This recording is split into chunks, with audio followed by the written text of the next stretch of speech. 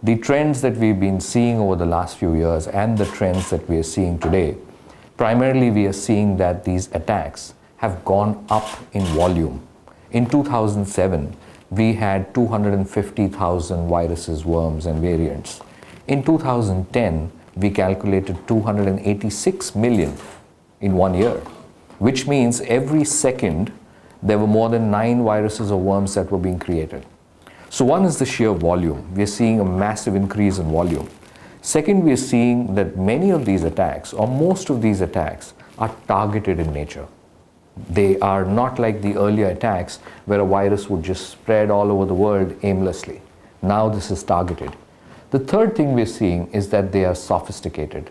The techniques that they're using, if you look at Stuxnet as an example, the techniques that have been used, the way it has been developed, the number of vulnerabilities that it is using to attack, it is very, very sophisticated.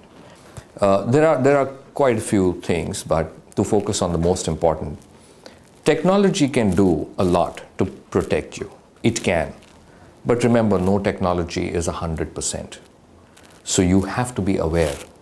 You have to use common sense. My favorite example is when you travel to a new city you've never been before, you exercise a degree of caution.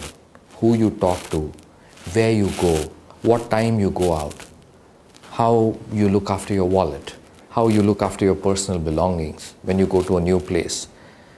We would want people to exercise a similar degree of caution on the internet. When you're putting information on Facebook or any of these sites, be careful what information you're putting in. Be mindful of how that information might get misused. If you get an email from an unknown person and there is a URL in that email, don't click on that because you don't know that person. Would you easily talk to a stranger you meet on the street? You wouldn't. So same way, exercise the same caution on the internet. If you do want to go to a site, don't click on that URL, read that URL, and if it says www.abc.com, type it in, because that URL may be something different from what you can see. So if you click on it, it might take you somewhere else. And of course, have the best internet security solution deployed on whatever system you're using. ATM passwords, all kinds of passwords, don't write them down very easily. Use complex passwords.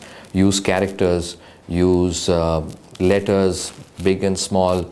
Have them minimum 8 digits long, 8 characters long. Keep changing them. You have to keep changing passwords, and don't tell your passwords to anyone very easily. Don't write it on a piece of paper and stick it on your bulletin board.